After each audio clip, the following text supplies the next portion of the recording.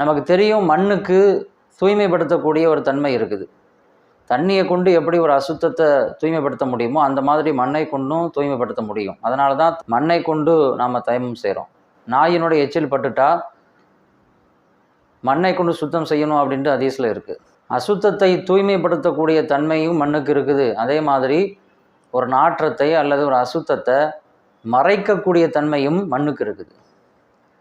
அதனால தான் ஷரியத்து ஒருவர் இறந்து விட்டால் புதைத்து விடுங்கள் என்று நமக்கு சொல்லுகிறது. இன்றைக்கி எத்தனையோ ஜனாசாக்களை நாம் அடக்கம் பண்ணுறோம். அடுத்தடுத்து ஜனாசாக்கள் அடக்கப்பட்டுக்கிட்டே இருந்தாலும் கூட மையத்தினுடைய வாடையோ அல்லது அந்த துர்நாற்றமோ வெளியே வர்றதில்லை.